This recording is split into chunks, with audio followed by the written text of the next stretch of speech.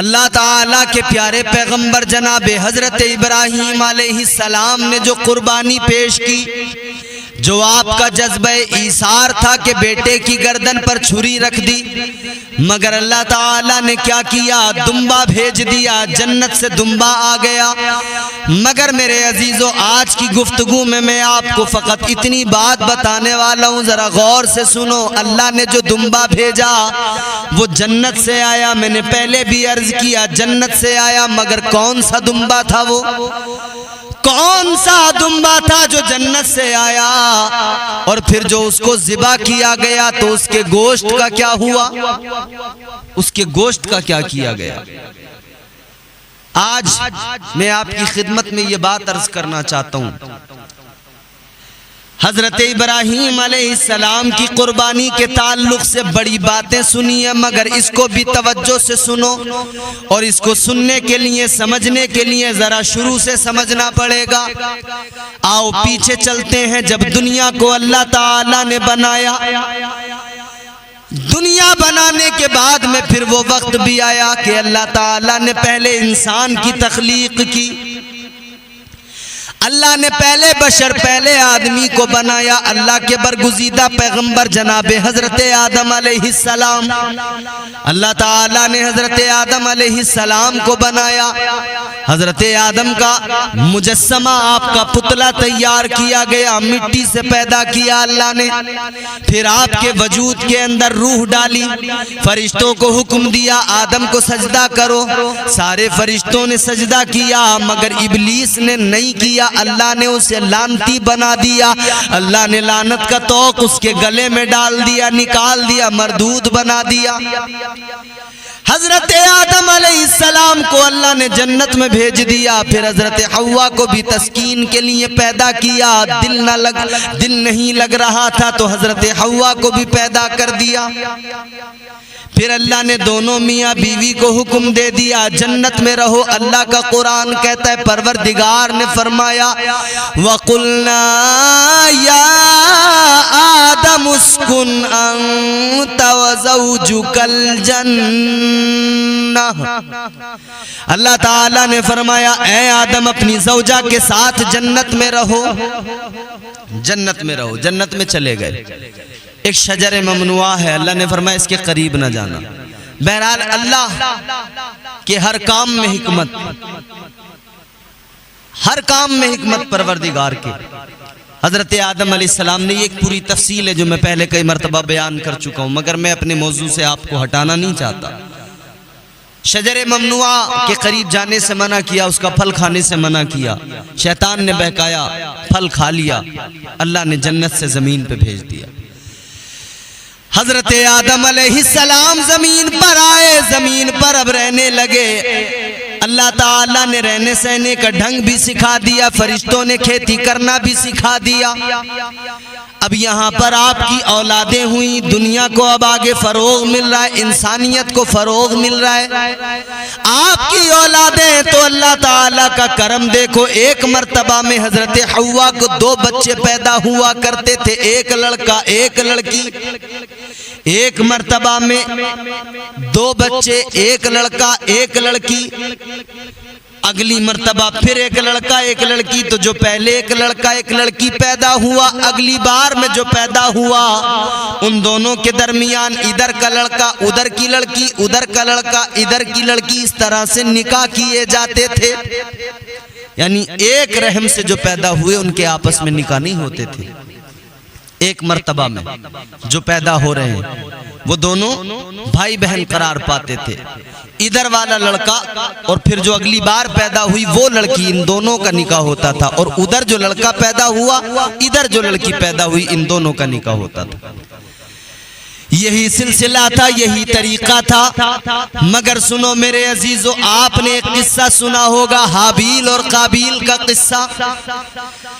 حابیل اور قابیل جناب آدم علیہ السلام کے 2 بیٹے ہیں۔ حابیل کے ساتھ میں جو پیدا ہوئی، قابیل کے ساتھ میں جو پیدا ہوئی، تو دستور وہی تھا، طریقہ وہی تھا کہ ادھر والا لڑکا ادھر والی لڑکی، پھر نکاح ہونا۔ لیکن قابیل کہنے لگا نہیں، میرے ساتھ جو پیدا ہوئی ہیں اقلیمہ، میں ان کے ساتھ میں نکاح کروں گا، یہ خوبصورت ہے، لیکن ان کے ساتھ میں نکاح تو نہیں ہو سکتا تھا۔ حضرت آدم علیہ السلام نے فرمایا نہیں ہوگا نکاح، تیرا نکاح ان کے ساتھ ہوگا جو حابیل کے ساتھ پیدا ہوئی ہیں۔ یہ نہیں مانا، ضد کی کہ میں ایسا نہیں ہونے دوں گا۔ حضرت آدم علیہ السلام نے فرمایا کہ پھر ایک کام کرو، قربانی پیش کرو۔ دونوں حابیل اور قابیل کو حکم دیا دونوں اللہ کی راہ میں قربانی کرو، جس کی قربانی قبول ہو گئی اس کا نکاح اقلیمہ کے ساتھ کر دیا جائے گا، جس کی قربانی قبول ہو جائے گی۔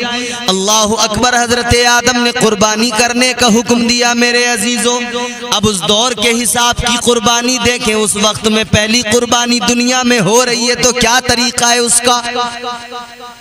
آپ نے فرمایا اپنی چیزیں لے کر آ جاؤ جو قربانی میں تمہیں دینی ہے، لا کر میدان میں رکھ دو۔ جناب حابیل اپنا بہترین ایک دمبا لے کر آئے، خوبصورت، حسین و جمیل۔ یہاں دوسری روایت بھی ہے لیکن دمبے کے تعلق سے زیادہ قول ملتے ہیں، یہی مشہور بھی ہے۔ جناب حابیل دمبا لے کر آئے، لا کر رکھ دیا، خوبصورت، تگڑا، تندرست ہے، حسین و جمیل ہے۔ لیکن قابیل کیا لے کر آیا؟ یہ چند سوکھی ہوئی بالیاں لے کر آیا، سڑی ہوئی بالیاں لے کر آیا، لا کر رکھ دی۔ جب لا کر دونوں نے اپنی اپنی چیزوں کو رکھ دیا تو ایک بجلی آسمان سے آئی، قابیل کی قربانی کی وہ بالیاں سڑی ہوئی وہیں پہ پڑی رہ گئیں، اور جناب حابیل کا وہ دمبا جو بڑا حسین و جمیل خوبصورت تھا، آسمان سے آنے والی بجلی اس دمبے کو لے کر اپنے ساتھ چلی گئی، قربانی قبول ہو گئی۔ جناب حابیل کا نکاح جناب اقلیمہ کے ساتھ میں ہو گیا۔ یہ قربانی تھی پہلی قربانی۔ اب یہاں پر جناب حابیل جو دمبا لے کر آئے تھے جس کو قربان کیا تھا، یہ وہی دمبا تھا۔ اللہ تعالیٰ نے اس دمبے کو جو آسمان سے بجلی آئی تھی اٹھا کر لے گئی تھی، اللہ نے اس کو جنت میں رکھ دیا تھا۔ اللہ تعالیٰ نے اسی دمبے کو پھر حضرت ابراہیم نے جب بیٹے کی گردن پہ چھری رکھی تھی تو جبریل کے ذریعے اسی دمبے کو بھیجا گیا۔ بلبل سدرا، طائر سدرا اسی دمبے کو لے کر آ گئے، یہی دمبا پھر ذبح کیا گیا، اسی دمبے کو ذبح کیا گیا۔ حضرت اسماعیل کو ہٹا کر اسی دمبے کو فدیے کے طور پر ذبح کیا گیا۔ اے لوگو، یہ وہی دمبا ہے، مگر سنو پھر اس کے گوشت کا کیا ہوا؟ تو روایت میں آتا ہے کہ دمبے کو ذبح جب کر دیا، حضرت ابراہیم نے جب پٹی آنکھوں سے ہٹائی، دیکھا بیٹا ادھر ہے، ادھر دمبا ذبح ہوا ہے۔ تو حضرت ابراہیم نے اس کا سر لیا، سر لے کر چلے گئے، اس کا گوشت وہیں پر پڑے رہنے دیا۔ روایت میں آتا ہے کہ اس گوشت کو جنگل کے درندوں نے کھا لیا۔ وہ دمبا آیا تھا اور اس کے گوشت کو جنگل کے درندوں نے کھا لیا تھا۔ میرے عزیزو غور کریں، آج ہم قربانیاں کر رہے ہیں، قربانی سنت ابراہیمی ہے۔ میرے حضور نے فرمایا، جب حضور سے عرض کیا گیا حضور یہ جو قربانی ہے کیا ہے اس کی حقیقت، میرے آقا نے فرمایا یہ قربانی حضرت ابراہیم علیہ السلام کی سنت ہے۔ اور فرمایا جب صحابہ نے عرض کیا کہ حضور اس کے بدلے ثواب کیا ملتا ہے، حضور نے فرمایا ہر بال کے بدلے ایک نیکی اللہ تعالیٰ عطا فرماتا ہے۔ اے لوگو، اللہ تعالیٰ کے نام پر قربانی کرنے والوں، ادھر جناب حابیل جب دمبا لے کر آئے قربان کرنے کے لیے، قربانی دینے کے لیے، تو خوبصورت، حسین و جمیل، موٹا تازہ فربا لے کر آئے۔ مگر آج ہم قربانیاں کیا کرتے پتلے دبلے لاغر کمزور جانور تلاش کرتے ہیں، اچھا جانور لایا کریں۔ اور میں اس پر کئی باتیں بیان کر چکا ہوں، اب میں ایک اور ضروری بات بیان کرتا ہوں قربانی کے تعلق سے، اس کو بھی آپ توجہ سے سن لیں۔ اگر زندگی میں پہلی بار کوئی شخص قربانی کر رہا ہے تو اب اس صورت میں وہ قربانی کس کے نام سے کرے؟ بعض لوگوں کا خیال ہے کہ جو زندگی کی پہلی قربانی ہے وہ حضور کے نام سے کریں، پھر اس کے بعد میں اپنے نام سے کریں، پھر اس کے بعد میں اوروں کے نام سے. اور ہمارے یہاں جو لوگ نہیں جانتے وہ ایسا بھی کرتے ہیں کہ گھر کے تمام افراد کے نام سے ایک ایک سال قربانی کرتے چلے جاتے ہیں. ایسا نہیں کیا جائے. اللہ تعالیٰ نے جس کو صاحب نصاب مالک نصاب بنایا، یعنی وہ انسان جو صدقہ فطر ادا کیا کرتا ہے، اس پر قربانی واجب ہے. اور جس پر قربانی واجب ہے اسے چاہیے کہ اپنے نام سے قربانی کرے. اور اللہ نے اور بھی مزید نوازہ توفیق دی ہے تو پھر اسے چاہیے کہ وہ حضور کے نام سے بھی قربانی کرے. لیکن اس پر واجب ہے تو پہلے اس کو ادا کرے. اللہ نے نوازہ توفیق دی ہے تو پھر حضور کے نام سے بھی کرے، اپنے مرحومین کے نام سے بھی کرے. جس پر قربانی واجب ہو اس کو قربانی کرنا ضروری ہے. جس پر قربانی واجب ہے وہ قربانی اگر نہیں کرے گا تو گویا اس نے سنت ابراہیمی کو ترک کر دیا. واجب تھی مگر نہیں کیا، اللہ تعالیٰ اس سے ناراض ہوتا ہے. تو جس پر واجب ہے ہر حال میں کریں. پیسے نہیں ہیں لیکن مالک نصاب میں مال ہے اتنا، تو کسی مال کو کسی چیز کو بیچ دیں پھر قربانی کریں. نہیں بیچ رہے ہیں تو کسی سے قرض لے کر قربانی کریں، پھر جب پیسہ آ جائے تو اس کا قرض لوٹا دیں، اس کا قرض چکا دیں. لیکن قربانی بہرحال کرنی ہوگی، کوئی بچنے کی صورت کوئی گنجائش نہیں ہے. کیا ہے قربانی؟ کیا ہوتا ہے مقصد قربانی؟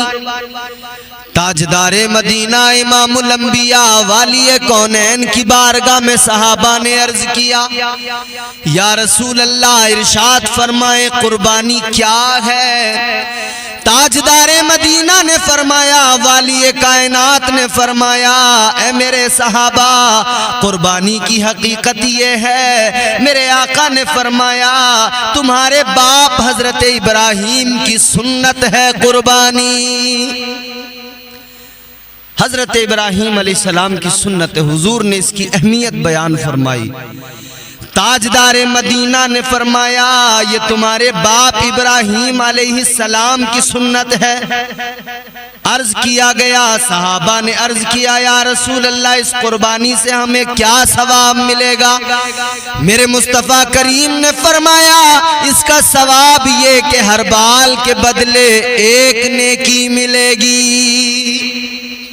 جو جانور تم ذبح کر رہے ہو اس کے جسم پر جتنے بال ہیں ہر بال کے بدلے اللہ تعالیٰ ایک نیکی عطا فرماتا ہے.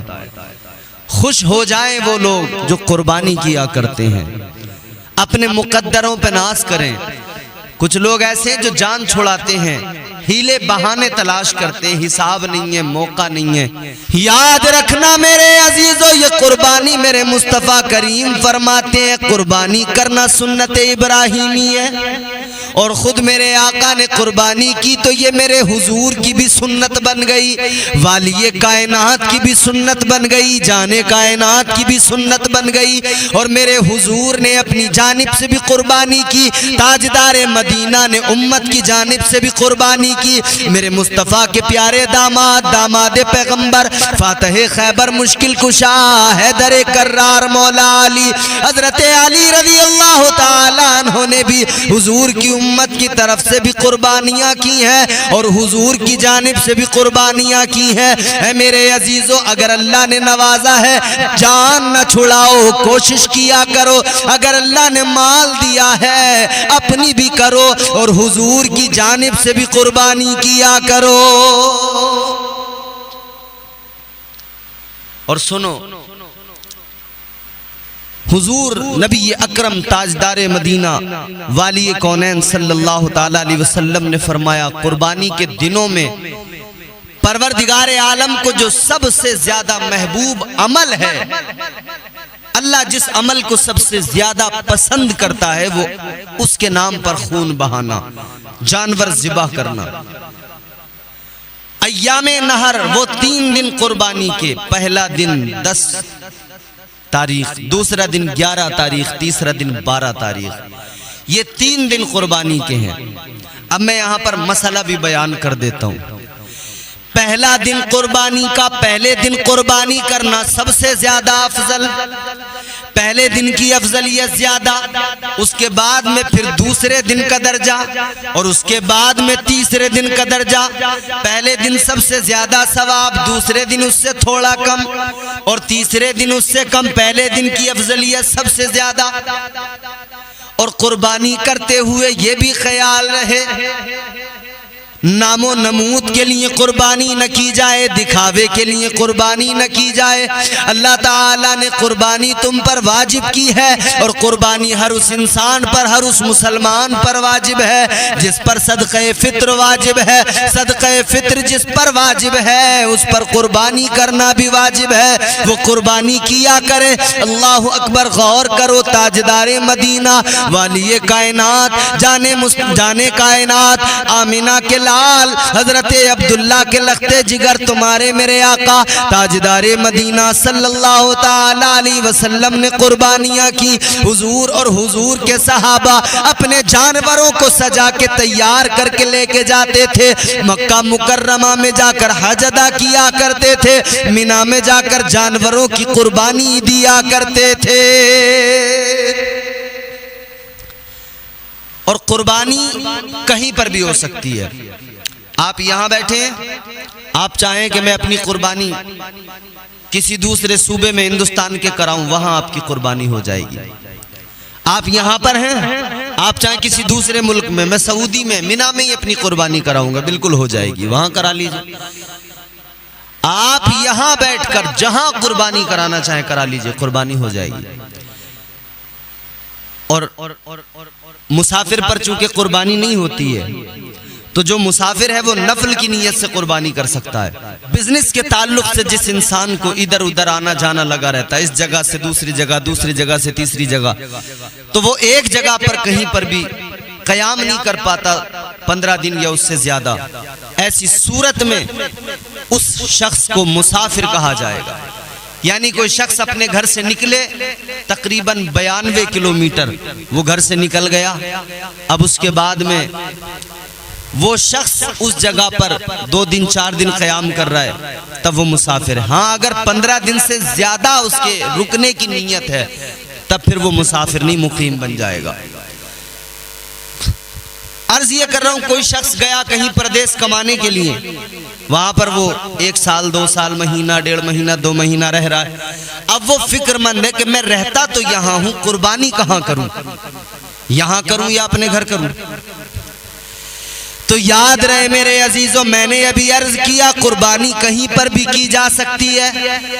کوئی آدمی سعودی میں رہتا ہو، وہاں پر کام کرتا ہو، کمانے گیا ہو، کوئی برطانیہ میں رہتا ہو، کوئی امریکہ میں رہتا ہو، کوئی کویت میں رہتا ہو، کوئی مسقط عمان میں رہتا ہو، کوئی دبئی میں رہتا ہو، جہاں بھی رہتا ہو وہ وہاں پر مقیم ہے. اس پر اگر قربانی واجب ہے تو جہاں چاہے قربانی کر لے، وہاں کرنا چاہے وہاں کر لے، اور اپنے گھر پہ یعنی جہاں اس کا وطن ہے وہاں پہ کرنا چاہے وہاں پر قربانی کر لے، وہاں پر بھی ہو جائے گی. اے میرے عزیزو، قربانی بہرحال ضرور کی جائے، اس لیے کہ اس قربانی کی اہمیت کو سمجھنے کے لیے اتنا کافی ہو جاتا ہے کہ آج میں اور آپ تو جانور ذبح کر رہے ہیں، اللہ کے پیغمبر نے تو اپنے بیٹے کی گردن پہ چھری رکھ دی تھی. اچھا غور تو کریں، ہم بہت سچے پکے مسلمان ہیں نا، میاں قربانیوں میں تو ہیلے تلاش کرتے ہیں. بالفرض ایک لمحے کے لیے ذرا سا خیال کریں، اگر اللہ تعالیٰ حکم دے دیتا کہ اپنے بیٹوں کی قربانی کرو، کس میں ہمت ہوتی؟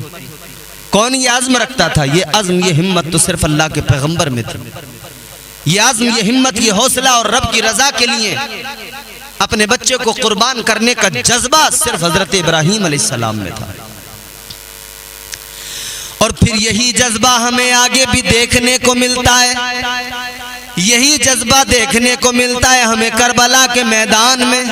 اسلام کی بقا کے لیے، اسلام کے تحفظ کے لیے حضرت امام حسین، میرے آقا کے پیارے نواسے جناب حضرت امام حسین رضی اللہ تعالیٰ عنہ نے کربلا کے میدان میں اپنے 6 ماہ کے بیٹے علی اصغر کو بھی قربان کیا، جوان بیٹے علی اکبر کو بھی قربان کیا، اپنے بھائی کی نشانی قاسم کو بھی قربان کیا، بہن کے بچے اون و محمد بھی قربان ہو گئے۔ اسی کربلا کے میدان میں خود میرے مولا، خود میرے آقا امام حسین بھی شہید ہو گئے، جام شہادت نوش کر لیا، مگر اسلام پر آنچ نہ آنے دی۔ اسلام کی بقا کے لیے، اسلام کے تحفظ کے لیے میرے مولا امام حسین نے قربانی پیش کر دی۔ امام حسین نے سر مبارک کٹ گیا، نیزے پر چڑھ گیا، نیزے پہ چڑھ کے سر امام نے قرآن سنا دیا۔ پھر اسی لیے تو کہنے والے نے کہا، اسلام سرسوی کا شعر مجھے یاد آتا ہے، وہ کہتے ہیں لہو سے صبر کی شمع جلا رہے ہیں حسین، ستم کے منہ پہ تماچا لگا رہے ہیں حسین، یہ ان کی فتح مبی کا ثبوت روشن ہے، گلا کٹا کے بھی قرآن سنا رہے ہیں حسین۔ یہ جذبہ ادھر حضرت ابراہیم کا تھا کہ بیٹے کی گردن پہ چھری رکھ دی تھی، ادھر یہ جذبہ امام حسین کا تھا کہ اپنے بچوں کو قربان کر دیا، خود قربان ہو گئے۔ اللہ تعالیٰ نے قرآن مجید میں جو امتحانات کے تعلق سے فرمایا نا، اللہ نے فرمایا ہم تمہیں آزمائیں گے۔ پروردگار عالم فرماتا ہے قرآن مجید میں، وَلَنَبْلُوَنَّكُمْ بِشَيْءٍ مِّنَ الْخَوْفِ وَالْجُوعِ وَنَقْصٍ مِّنَ الْأَمْوَالِ وَالْأَنفُسِ وَالثَّمَرَاتِ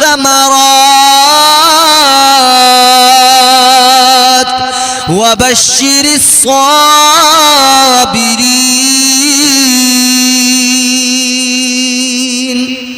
پروردگار عالم نے فرمایا بے شک ہم تمہیں ضرور آزمائیں گے۔ اللہ تعالیٰ کا قرآن کہتا ہے، رب فرماتا ہے ہم تمہیں ضرور آزمائیں گے، خوف سے، ڈر سے آزمائیں گے۔ اور دوسری آزمائش کیا ہوگی؟ فرمایا گیا کہ دوسری آزمائش یہ ہوگی کہ بھوک سے آزمایا جائے گا، فاقوں سے آزمایا جائے گا، ڈر سے آزمایا جائے گا، بھوک سے آزمایا جائے گا۔ پھر ایک آزمائش یہ ہوگی کہ جان کے اور مال کے نقصان سے آزمایا جائے گا، یہ تیسری آزمائش۔ پھر جان کے نقصان سے، جان کا نقصان ہوگا، جان پر بن پڑے گی، اس سے آزمایا جائے گا، چوتھی آزمائش۔ پانچویں آزمائش پھلوں کی کمی سے،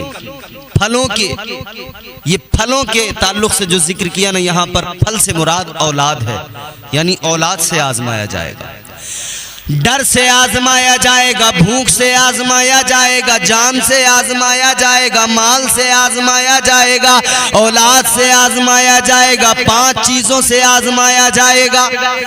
اور اللہ تعالیٰ نے 5 چیزوں سے انبیاء کو بھی آزمایا، اللہ تعالیٰ نے اپنے خاص مقرب بندوں کو 5 چیزوں سے آزمایا۔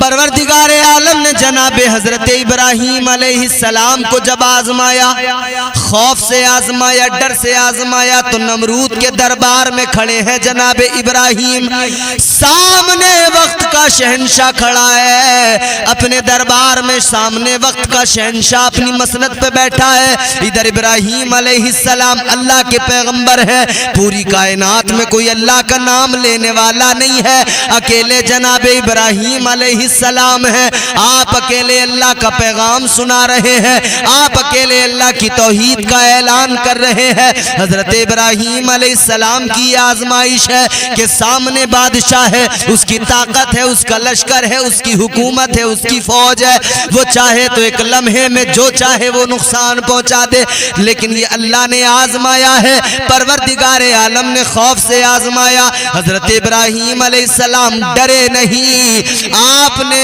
اس کے دربار میں کھڑے ہو کر علل اعلان رب کی توحید کا اعلان کر دیا۔ پروردگار عالم کی توحید کا پرچم لہرا دیا۔ نمرود نے کہا کہ اس خدا کی بات کرتے ہو؟ آپ نے فرمایا اس خدا کی بات کرتا ہوں جو زندگی بھی دیتا ہے موت بھی دیتا ہے۔ یہ کہنے لگا زندگی اور موت تو میں بھی دیتا ہوں۔ اس نے دو قیدی بلا لیے، ایک وہ جس کو سزا ہو چکی تھی، ایک وہ جس کو آزادی مل چکی تھی۔ اس نے جسے آزادی ملی تھی اسے موت کی سزا سنا دی، اور جس کو موت کی سزا ملی تھی اسے آزاد کر دیا۔ کہا دیکھو زندگی اور موت تو میں بھی دیا کرتا ہوں۔ یہ بے وقوف سمجھ رہا تھا کہ زندگی اور موت اس طرح سے دی جاتی ہے، جبکہ حضرت ابراہیم علیہ السلام کا جو مقصد تھا وہ یہ بتانا تھا کہ رب مردے کو زندہ کر دیتا ہے اور زندے کو مردہ کر دیتا ہے، اور رب جب بندے کا وجود ہی نہیں تھا تب اسی نے پیدا کیا، اسی نے بنایا۔ زندگی موت کا اختیار اس رب کے ہاتھ میں، اس رب کو اختیار ہے، اس پروردگار کے دست قدرت میں ہے۔ کیونکہ حضرت ابراہیم علیہ السلام تو یہ نظارہ آنکھوں سے دیکھ کر آئے تھے۔ اللہ کی بارگاہ میں حضرت ابراہیم علیہ السلام نے عرض کیا تھا مولا تو مردوں کو کیسے زندہ کرتا ہے؟ تو قیامت کے دن کیسے اٹھائے گا؟ کیسے میدان محشر میں جمع کرے گا؟ مردوں کو کیسے زندہ کرتا ہے؟ تو اللہ تعالیٰ نے فرمایا ابراہیم 5 پرندے پالو، 5 پرندے۔ اللہ نے 4 پرندے پالنے کا حکم دیا۔ 4 پرندے کون کون سے پرندے تھے؟ اس میں مور تھا، اس میں مرغہ تھا، اس میں کبوتر تھا، اور ایک اس میں کوا تھا۔ 4 پرندے حضرت ابراہیم علیہ السلام نے پالے۔ جب وہ انہیں کھلایا پلایا پرورش کی بڑے ہو گئے تو اللہ تعالیٰ نے فرمایا ابراہیم اب ان 4 کو ذبح کر دو۔ حضرت ابراہیم علیہ السلام نے 4 پرندوں کو ذبح کر دیا۔ ذبح کرنے کے بعد میں ان کی بوٹی بوٹی بنا دی۔ اللہ نے فرمایا ان بوٹیوں کا قیمہ بنا دو، قیمہ بنا دیا گیا۔ اللہ تعالیٰ نے فرمایا اب اس قیمے کو لے جا کر الگ الگ پہاڑوں پہ تھوڑا تھوڑا رکھ دو، 4 جگہوں پہ رکھ دو۔ 4 کا مکس کر دیا گیا ہے، ملا دیا گیا ہے گوشت۔ 4 کا گوشت ملا کے برابر اس کو چھوٹا چھوٹا بوٹیوں میں قیمہ بنا کر مکس کر کے 4 پہاڑوں پہ الگ الگ جگہ پر 4 جگہوں پہ رکھ دیا گیا۔ پھر اللہ تعالیٰ نے فرمایا ابراہیم اب نام لے کر پکارو، اب نام لے کر پکارو۔ آپ نے جس پرندے کا نام لیا پکارا، آپ نے ان پرندوں کے نام پکارے، وہ گوشت سارا ہوا میں اڑنے لگا، وہ گوشت سارا ہوا میں اڑا، اور جس گوشت میں جس پرندے کا مکس ہوا تھا وہ وہیں سے نکل کے آیا۔ وہ چھوٹی چھوٹی بوٹیاں، چھوٹے چھوٹے گوشت کے ریزے نکل کے آئے، ایک ایک جگہ پر جمع ہونے لگے، گوشت کے لوتھڑے بننے لگے، لوتھڑے تیار ہو گئے۔ اس کے بعد میں پھر گوشت کے لوتھڑوں پہ بالوں پر لگ گئے۔ سر حضرت ابراہیم کے پاس رکھے ہوئے تھے، وہ سر ان میں جڑ گئے۔ اب وہ پرندے 4 کے 4 زندہ ہو گئے۔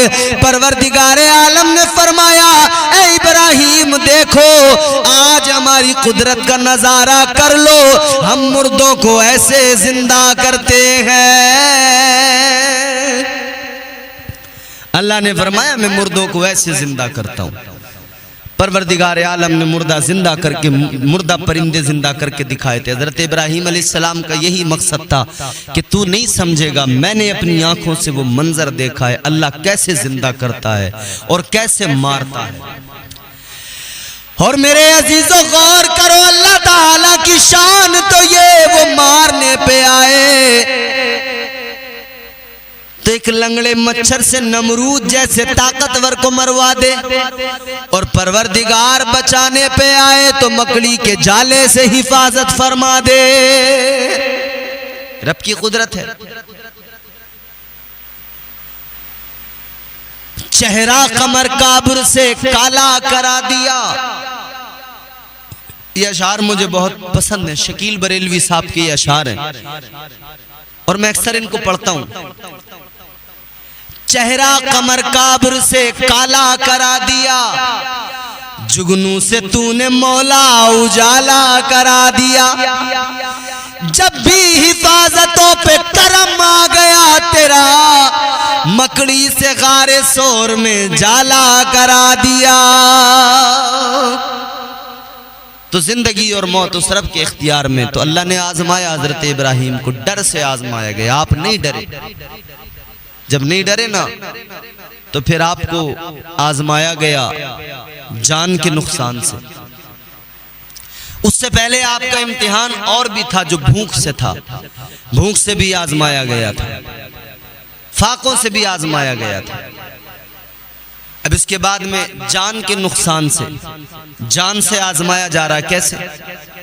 अल्लाह तबारक व तआला ने हजरत इब्राहीम अलैहिस्सलाम को जब आजमाया, आपने नमरूद के दरबार में मुनाजरा किया और रब की तौहीद का ऐलान किया। उसने कहा जिंदगी मौत मैं भी देता हूं। हजरत इब्राहीम अलैहिस्सलाम ने फौरन दूसरी बात कही, क्योंकि वो बेवकूफ था। उसके सामने अब इस पर ज्यादा बहस करते तो वो बेवकूफ समझ नहीं पाता। आपने फरमाया मेरा खुदा तो वो है जो मगरिब मशरिक से सूरज निकालता है, मगरिब में गुरूब कर दिया करता है। ये जब हजरत इब्राहीम अलैहिस्सलाम ने फरमाया ना कि मेरा खुदा मशरिक से सूरज निकाल के मगरिब में गुरूब कर देता है, अल्लाह ने फरिश्तों को उसी वक्त ये हुक्म दे दिया था, ऐ फरिश्तों सूरज की तनाबे खींच लो। अगर बिलफर्ज ये नमरूद मेरे खलील से कह दे कि ये सूरज तो मैं निकालता हूं, मैं इसको गुरूब करता हूं, तो फौरन सूरज की तनाबे खींच लेना। इसके बाद में सूरज, आज से निजाम बदल जाएगा, सूरज मगरिब से तुलू होकर मशरिक में डूबेगा। तो फरिश्तों ने अर्ज किया था मौला तेरा निजाम कुदरत बदल जाएगा। जब फरिश्तों ने अर्ज किया था तो अल्लाह ने फरमाया था फरिश्तों अगर मेरा निजाम कुदरत बदलता है तो बदल जाए, मगर मेरा यार मेरा खलील झूठा ना हो जाए। खलील की लाज बचानी है। नमरूद को गुस्सा आया, इसने सजा सुना दी, कहा इनको मौत की सजा है और वो भी आग में जलाया जाएगा। फिर क्या था? आतिश कदा तैयार हुआ, आतिश कदा तैयार हुआ, उसके अंदर आपको डालने की तैयारी कर ली गई। बड़ा आतिश कदा बनाया गया, बहुत सारी लकड़ियां लाकर डाली गईं। और लोगों का मामला ये था, सारे के सारे ऐसे कुफ्र में डूबे हुए थे, हजरत इब्राहीम अलैहिस्सलाम को इतना बुरा जान रहे थे। उन्हें लगता था ये हमारे दीन का दुश्मन है, उन्हें लगता था हमारे खुदाओं का दुश्मन है। नजर मान रहे थे हमारा फला काम हो गया तो हम इब्राहीम को जलाने के लिए इतनी लकड़ियां देंगे। औरतें नजर मान रही थी हमारा बच्चा अगर ठीक हो गया तो इतनी लकड़ियां आतिश कदे में डालेंगे। अलगरज आतिश कदा तैयार हो गया, हजरत इब्राहीम अलैहिस्सलाम को आतिश कदे में डालने की तैयारी हो गई। अब डाले कौन? उसके शोले, आग के शोले तो आसमान से बातें कर रहे हैं। उसकी तपिश ऐसी कि उसके करीब जाया नहीं जाता। शैतान आ गया, शैतान आया, शैतान ने आने के बाद में मशवरा दिया मंजनीक तैयार करो। मंजनीक तैयार करने के बाद में जनाबे इब्राहीम को उसमें बैठाओ और फेंक दो, यहां से फेंकोगे वहां गिरेंगे। अलगरज ये मंजनीक एक इस तरह का आला था जैसे आज हमारे यहाँ किसान लोग देहात में गोफन का इस्तेमाल करते हैं। अगर परिंदे परेशान करते हों, अनाज सारा का सारा खा लेते हों, तो गोफन बना के उसमें एक मिट्टी का ढेला रखते हैं, घुमाकर फेंकते हैं, जिधर फेंकते हैं उधर ही जाकर वो मिट्टी का ढेला गिरता है। इन्होंने भी वैसे ही किया, हजरत इब्राहीम को उधर उसके अंदर आतिश कदे के अंदर डाला, इधर आपको फेंका गया, उधर रब ने बुलबुल सिदरा को हुक्म दे दिया जाओ जिब्राईल जाओ, मेरा खलील है, जाओ जल्दी चले जाओ। जिब्राईल आ गए। अभी रास्ते में जिब्राईल ने आकर कहा ए अल्लाह के खलील, ए जनाबे इब्राहीम सुनो सुनो, अगर कोई हाजत हो तो बताओ। आपने फरमाया मुझे तुमसे कोई हाजत حاجت نہیں۔ حضرت جبرائیل نے کہا مجھ سے نہیں اللہ سے حاجت ہو تو بتاؤ۔ حضرت ابراہیم نے فرمایا کیا میرا پروردگار جانتا نہیں ہے کہ مجھے آگ میں ڈالا جا رہا ہے؟ عرض کرنے لگے وہ تو پروردگار ہے، جانتا ہے۔ کہا میرے رب کو خبر ہے؟ کہا ہاں رب جانتا ہے، باخبر ہے۔ آپ نے فرمایا جب میرا پروردگار جانتا ہے تو سن لو، اگر میرا خدا، اگر وہ رب جلیل مجھے جلانے پہ راضی ہے تو اس کا خلیل جلنے پہ راضی ہے۔ فرماتے جب میرا رب جانتا ہے تو پھر حاجت کیسی کروں؟ رب تو باخبر ہے نا، اگر وہ جلانا چاہتا ہے تو میں جلنے کو تیار ہوں۔ یہ امتحان تھا، اللہ نے پھر آتش کدے کو گلزار بنا دیا۔ آتش کدہ گلزار بن گیا۔ اچھا یہاں پر ایک بات میں اور عرض کرتا چلوں، توجہ سے آپ ذرا سنیں۔ آتش کدہ گلزار بن گیا، حضرت ابراہیم علیہ السلام نے اس میں تقریباً 40 دن گزارے۔ حضرت ابراہیم علیہ السلام فرماتے میری زندگی کے سب سے زیادہ خوبصورت حسین دن وہی تھے جو میں نے آتش کدے کے اندر گزارے، اس سے زیادہ مزے کے دن زندگی میں کبھی نہیں آئے۔ تو کبھی کبھی ایسا ہوتا ہے کہ بظاہر تو مشکلیں اور مصائب نظر آتے ہیں، لیکن اگر ثابت قدم رہیں اور ڈٹ کر ان مشکلوں کا مقابلہ کریں اور رب کی رضا میں راضی رہیں تو پھر اللہ تعالیٰ ان مشکلوں میں ایسی آسانیاں پیدا فرماتا ہے کہ بندے کی عقل حیران رہ جاتی ہے۔ بس اس کی ذات پر توکل ہو، رب کی ذات پر بھروسہ ہونا چاہیے کہ میرا رب ہے نا میرا محافظ، میرا پروردگار ہے نا میرا محافظ، مجھے بچانے والا۔ وہ نوازنے پہ آئے تو نواز دے زمانہ، وہ نوازنے پہ آئے تو نواز دے زمانہ، وہ کریم ہی جو ٹھہرا تو کرم کا کیا ٹھکانہ۔ حضرت ابراہیم علیہ السلام کی والدہ نے دیکھا بیٹا ابراہیم آتش کدے میں گیا تھا مگر وہ تو گلزار بن گیا، تو آپ نے کہا بیٹا میں بھی آ جاؤں۔ آپ کی والدہ نے کہا بیٹا میں بھی اندر آ جاؤں۔ حضرت ابراہیم نے فرمایا اماں اگر تمہیں اندر آنا ہے تو پہلے میرا کلمہ پڑھنا پڑے گا، کلمہ پڑھ لو، میرے پروردگار پر ایمان لے آؤ، میرے رب کی ربوبیت پر، احدیت پر، سمدیت پر اور میری رسالت پر ایمان لے آؤ۔ ماں نے کلمہ پڑھا، وہ بھی اسی کے اندر پہنچ گئی۔